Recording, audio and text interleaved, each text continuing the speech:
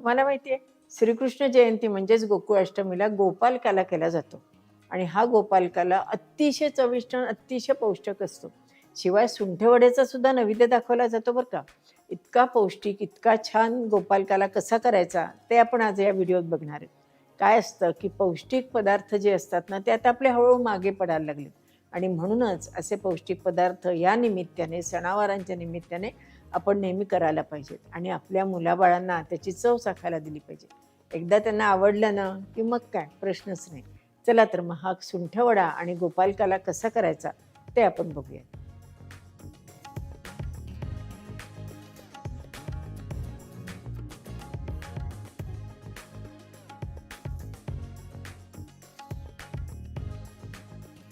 आता गोपालकाला करण्याकरता आपल्याला हे सगळं साहित्य लागणार आहे. आता तो कसा करायचा ते आपण बघूया.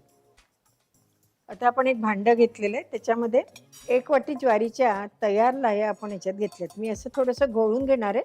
घोळून घेतल्यामुळे काय झालं की लाह्या वरती आल्या आणि खाली गणंग राहिले. गणंग म्हणजे काय माहिती आहे? ही पाही ज्वारी आहे की नाही, ही काही काही ज्वारीचे दाणे फुटत नाही आणि हे असेच जर आपल्या दाताखाली आले तर दाताला इजा होण्याची शक्यता किंवा चावायला ते कठीण जातात. म्हणून ते आपण असे घोळून घ्यायचे असतात बरं का. त्याच्यात आपण 1 वाटी भिजवलेले पोहे घेतलेत.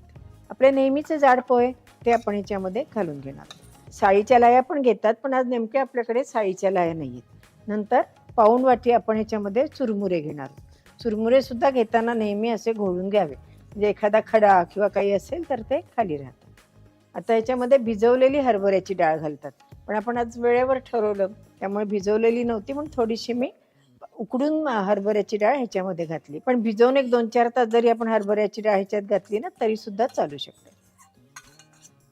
आता ह्याच्यामध्ये आपण एक 2-3 चमचे म्हणजे थोडंसं पाणी घातलेलं दही घातलं. चवील इतकं आपल्याला लागेल असं आपण 1 चमचाभर लिंबाचं लोणचं घातलं आणि 1 चमचा कैरीचं लोणचं घातलं. काय असायचं की ज्यावेळेला कृष्ण आणि त्याचे सवंगडी जंगलामध्ये घेऊन जायचे की नाही गाई म्हशी चरायला, त्यावेळेला प्रत्येकजण असं काहीतरी घरनं आणायचं आणि नंतर एकत्र केलं जायचं.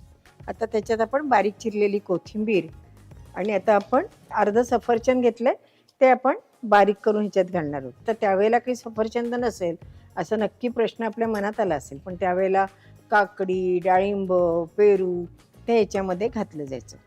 आणि आता हा गोपालकाला आपण छान हलवून घ्यायचा आहे. मीठ वगैरे आपण काही घातलं नाहीये कारण आपल्या लोणच्यात आहे ना, त्यामुळे मिठाची वगैरे काही ह्याच्यात गरज नसते. वाटलं तर आपण ह्याच्यामध्ये ठेचलेली मिरची घालू शकतो. असा छान गोपालकाला कालवला जायचा. थोडंसं दही, आता ह्याच्यात आणखीन जर आपल्याला आवडत असेल ना तर अगदी अर्ध्या चमचा तुपामध्ये जिरे घालायचे आणि त्याची फोडणी करून सुद्धा या गोपालकाल्यावर घातली जायची. आहे की नाही, रंगच किती छान लागलाय, चवीलाही उत्तम लागतं. नक्की मुलांना तुम्ही हा असा गोपालकाला एकदा करून खायला घाला. आमच्या लहानपणी मला एकदम आठवलं, शाळेमध्ये सुद्धा असाच गोपालकाला केला जायचा आणि तो सुद्धा एक पीपभर बरं का. आता आपण सुंठवडा कसा करायचा तो बघूया. आता ही अशी सुंठ बाजारात मिळते बरं का, म्हणजे आलं असतं की नाही आपलं, ते छान वाळवलं की सुंठ तयार होते. ही सुंठ जी असते ही चांगली पुन्हा एकदा ऊन दाखवायचं, त्याचे तुकडे करायचे आणि मिक्सरमधनं बारीक केलं की त्याची सुंठेची पावडर तयार होते. ही पहा, ही अशी सुंठेची पावडर तयार झाली. आता सुंठवडा कसा करायचा ते आपण बघूया. आपण आता थोडा सुंठवडा करणार आहोत. त्याच्याकरता एक सपाट चमचा आपण सुंठेची पावडर घेतली. सुंठ ही अतिशय तिखट असते चवीला पण, त्यामुळे आपण ही बेतानीच वापरायची असते. नंतर त्याच्यात आपण 5 चमचे पिठी साखर घालणार आहोत. त्याने जरा तिखटपणा त्याचा कमी होतो. खडी साखरेची पावडर करून घातली तरी सुद्धा चालू शकते. आपल्या नेहमीच्या साखरेची जरी पिठी साखर करून घेतली तरी चालू शकतं किंवा खडी साखर असते की नाही त्याची अशी बारीक पूड करून घेतली तरी सुद्धा चालू शकते.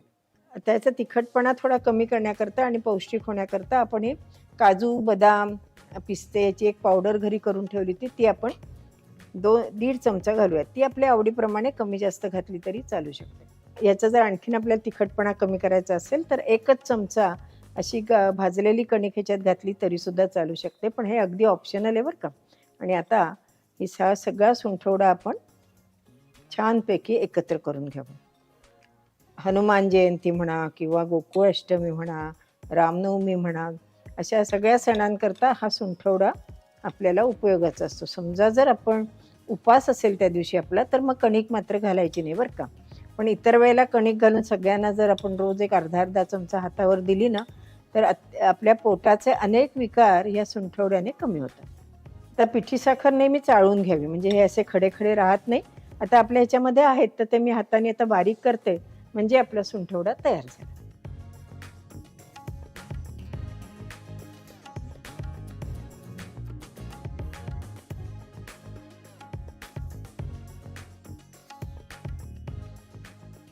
आहे की नाही, सोपं आहे. असा 2दा-3दा करून मुलांना चाखायला दिला की नाही, की मुलांना हळू आवडायला लागतं आणि मुख्य म्हणजे लहानपणापासूनच मुलांना याची सवय लावायला पाहिजे, असं मला वाटतं. नक्की करून बघा आणि आवडला की मला अभिप्रायामध्ये कळवायला विसरू नका. नक्की आवडेल याची मला खात्रीच आहे. धन्यवाद.